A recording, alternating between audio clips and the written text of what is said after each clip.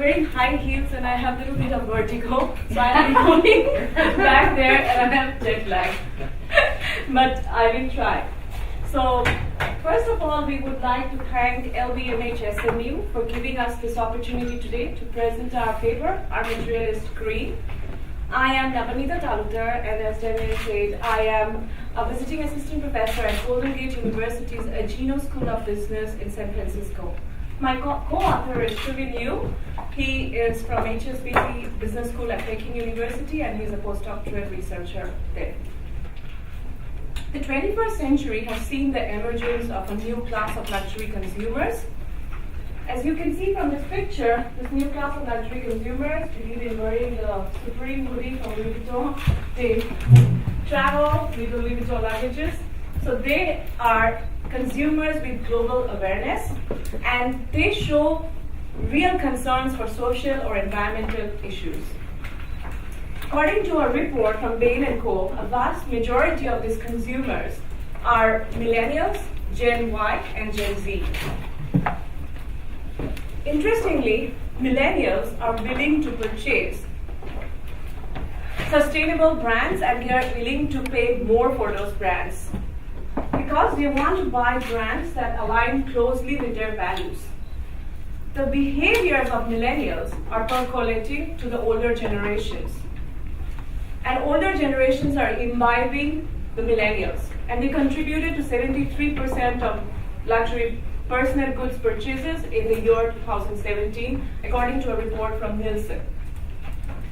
So clearly, sustainability has become the core concept of luxury products.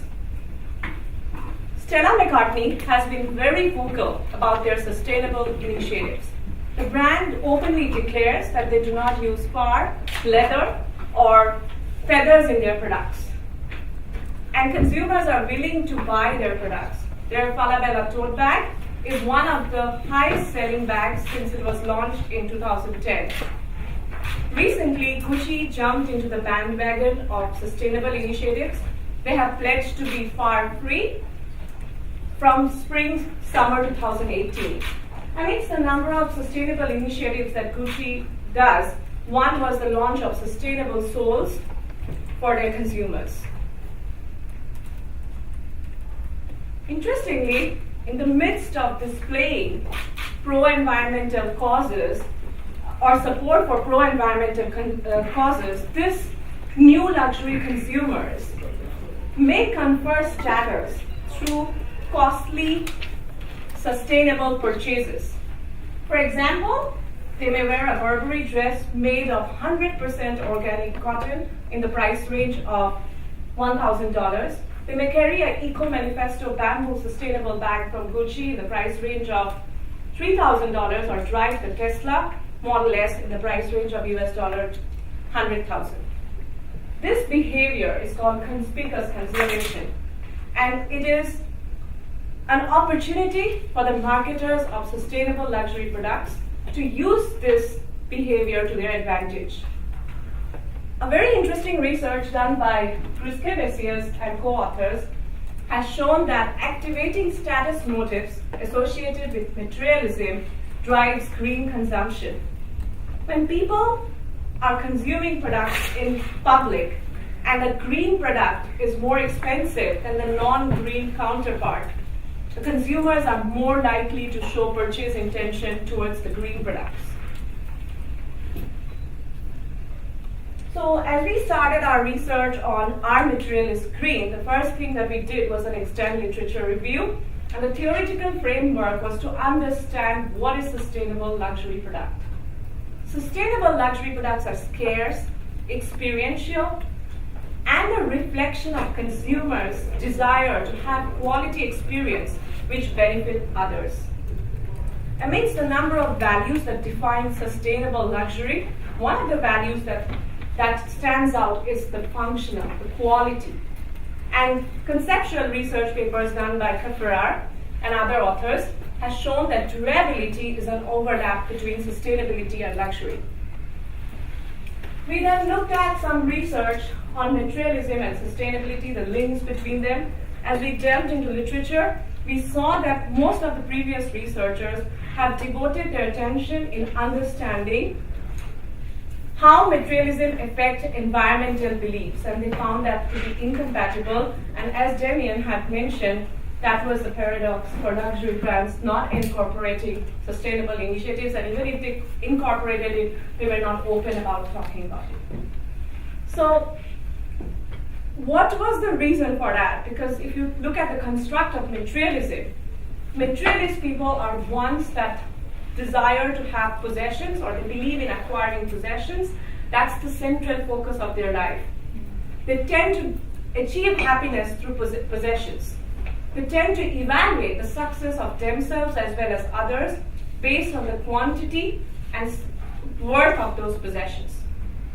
So materialists tend to have negative values. They tend to be selfish, they lack moral values, and they are indifferent towards social concerns. Whereas environmentalist is about being humble, caring, and ethical. So, recent research has, however, shown that activating status motives associated with materialism drives green consumption. In the morning, there was a session on conspicuous consumption, and there they have talked about costly signaling theory, and most of you are aware of it. That's the costly signaling theory and competitive altruism that leads to this. Costly signaling theory has come from evolutionary psychology, where it's a human nature to select people who can involve themselves in activities that demand a lot of resources, wealth, and time. For example, altruism. Altruism is a human act of self-sacrifice, but altruistic acts like philanthropy, which involves a lot of wealth, resources, show that it is done to confer status. And previous research has also shown, based on what tribal people used to do, they used to give away their resources and burn them in public to show status and compete for status. So that's called competitive altruism. We extend that reasoning of Grisbeckius and co-authors and bring it to green luxuries. So the objective of our research is to address how and when consumers' inherent materialistic values affect the consumption of green luxury products. Specifically, we want to investigate whether this effect is mediated by the perceived social value, that is status, or the perceived functional value, that is quality, or both. And additionally, we investigate if the conspicuousness level of the product moderates this mediated effects. So what we did was we tried to examine these relationships across 3 studies, which I will explain, and we do it for sustainable versus generic luxury products. This is our conceptual moderated mediation model. And these are our hypotheses, which I've already explained. We started with a pretest because we wanted to make sure that the 2 mediators actually affect consumers when they are purchasing sustainable luxury products. So what we did was we conducted a focus group at Golden Gate University. And in this focus group, 9 women in the age group of 25 to 60 participated, and there were 2 participation eligibility criteria. One was that they have to have bought a luxury product within the last 3 years from the time of the study, and the second was that they believed or they understood sustainability. So as this focus group happened, and one of our doctoral students, he helped us do the causal network. So from the premature causal network, we saw that 2 themes came up, which is quality and status. So clearly, the purchase intent of sustainable luxury products may be driven by perceived quality or social value associated with such products. However, the opinions were mixed regarding consuming sustainable luxury products for status. Like some of those participants say, oh, I would carry the bag because the audience would go, wow. And one more thing, materialists always care about audience reaction when they buy products. Some say that all I care is about consuming a luxury product. It doesn't need to be from a sustainable or not. So next what we did was empirically test our hypothesis. So study 1 was an online survey.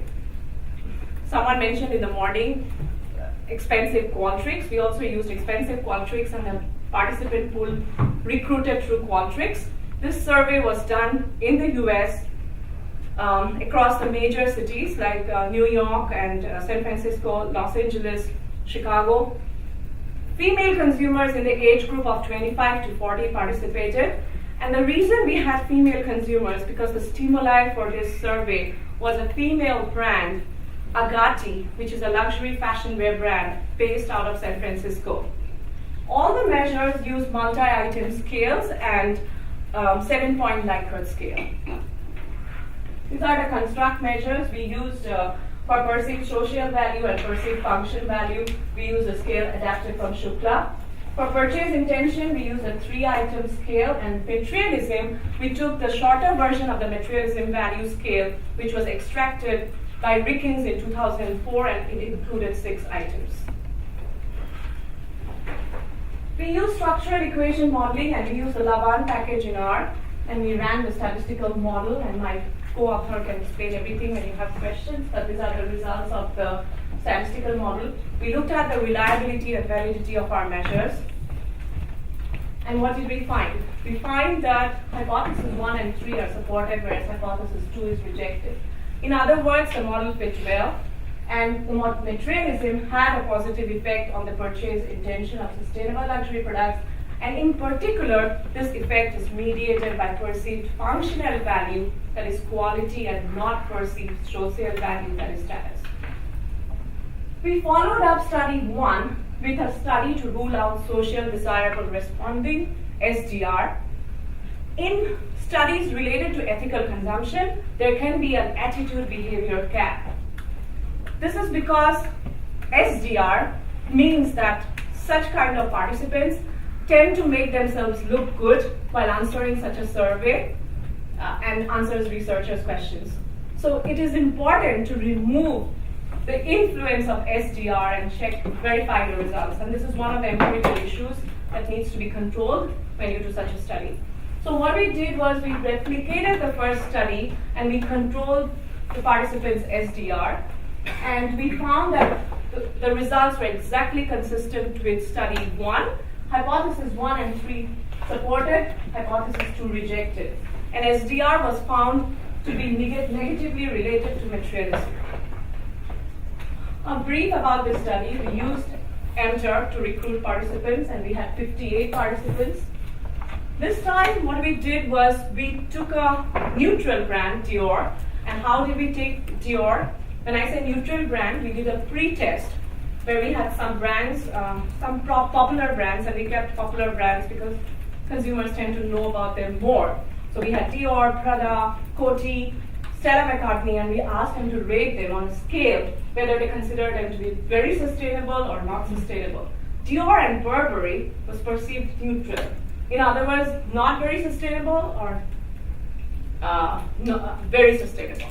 And then we had a small description, and then we did the same scales, but this time for material value scale, for the materialism, we had the longer version, that is the 18-item scale of the MBS. And we measured SDR on a 32-item scale by Clown and Barlow. In study 2, we did a lab experiment. And this lab experiment was a simple single factor between subject design. In the first study, we measured participants' materialism. So in study 2, what we did is we operationalized our independent variable by activating the materialistic beliefs in the participants. This was done to increase the realism of the experiment. And the participants were recruited at Golden Gate University. There were 57 participants. The reason for selecting Golden Gate University because it's an adult learners university. And as you can see, the mean age is around 31.4 years. And this time, we did not have any eligibility criteria. The reason is that in this kind of a study on ethical consumption, another reason of attitude behavior gap might be a sample selection bias. So we control that bias, and we wanted to increase the generalizability of our study. All the measures, we use the multi-item scales and a 7-point Likert scale, just like study 1. the manipulation check for priming materialism was done based on a scale from a study by Asikali and Dittmar, and I'll come to the constructs. But first, let me explain you what we did in the experiment. This experiment was based on a study that was taken from Asikali and Dittmar, where they basically activate the materialistic instincts by displaying materialistic images, products, and materialistic images and products. So what we did in the treat condition is we brought the participants, they came to a room where there were materialistic products on display. As you can see here, we had some perfumes, and then some wallets, watches, and that's my watch that is there. And then we had some images of materialistic ads on the walls. And what we did was we played a video of a luxury product in the background. And then they took a survey. Before they took a survey, they saw these three images: a fancy sports car, which showed materialistic lifestyle. There were three girls carrying shopping bags and a private swimming pool. In the control condition, we tried to replace this with neutral versions. So for the products, we had neutral products like Crocs or slippers, and we had stuff like coffee, and on the walls we had ads of computer mouse and a ballpoint pen. And there was no video playing. So then the participants took the survey, and this time at the start of the survey they saw these three images: an economic car, and the same three girls this time taking a selfie, and a public swimming pool. The construct measure, what I wanted to show for Asikali and Dittmar, is this one, which is a 5-point scale. What did we find from the experiment? First, the manipulation check was successful. The participants in the treat condition perceived the stimuli to be more materialistic than in the control condition. And from our mediation analysis, we saw that participants in the treat condition perceived the functional value of sustainable luxury products to be higher, and this in turn showed higher purchase intention towards sustainable versus generic luxury products. And this mediation was not significant through perceived social value. We used process to do this analysis. So again, it was consistent with study 1. Hypothesis 1 and 3 supported, hypothesis 2 rejected. This is the mediation model. We did another experiment, which is experiment 3, and this time we had a 3-factor between subject design: sustainability, materialism, and product conspicuousness. The participants were again recruited via MTurk, and there were 132 participants. All measures used multi-item scales and a 7-point Likert scale. Perceived sustainability and perceived conspicuousness were measured to assess manipulation. Before I get into the stimuli for this study, I just want to say that product conspicuousness refers to the social and public visibility surrounding a product's consumption. So publicly consumed luxuries such as watches, sunglasses are conspicuous products, and privately consumed luxuries such as lotions are inconspicuous products. So to manipulate conspicuousness of product, we had sunglasses for conspicuous and lotions for inconspicuous product. Again, we had found from the pretest that another neutral brand is Burberry.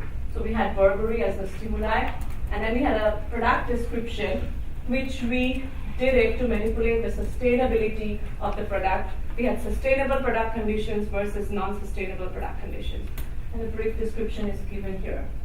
So participants were randomly assigned to 4 conditions: sustainable sunglasses, non-sustainable sunglasses, sustainable lotion, non-sustainable lotion. This time, since we manipulated sustainability versus non-sustainability of product conditions, we could not use the same construct measures which we have used in study 1 and 2, and we had different scales for perceived social value, functional value, purchase intention, and perceived conspicuousness. So what did we find? We found that the moderated mediation model, which was done using process 11, and a model 11 from process, it was not valid, either through perceived functional value or social value. So, however, if we take the sub-dimensions of materialism, we saw that the success dimension of materialism had a positive effect on the purchase intent of sustainable luxuries through perceived functional value for inconspicuous products. So that leads to the managerial implications and theoretical implications of our study and some limitations. In contrast to what was found by Grisbeckis and co-authors, we found that when materialists buy sustainable luxury products or show the intention to purchase sustainable luxury products, the underlying psychological mechanism is functional, perceived functional value versus perceived status value associated with such products. We extended his theory and looked at the surprising theoretical finding that we found, and we are contributing to that literature. So this might be because there are two kinds of materialism. One is instrumental materialism and one is terminal materialism. Terminal materialism is the dangerous side of materialism, and instrumental materialism is when you buy these products with some goals in life. So that might be one of the reasons. And what we feel is that sustainable luxury products should communicate the quality of their products when they are targeting their consumers. And when we look at some examples that are going on, we find that Tiffany and Company in their CSR practices, they talk about the superior craftsmanship of their diamond because the diamonds are ethically sourced from very high quality raw materials. Gucci talks about the high quality of one kind of wood that they source for their sunglasses, and that gives them an elegant design. Our research has tremendous influence on policymakers. Luxury brands are an enigma to the non-luxury brands. Whatever they do trickles down to the non-luxury brands. So when they start communicating about their sustainable practices, the non-luxury brands will also start a lot of sustainable initiatives, and we will have a much better world.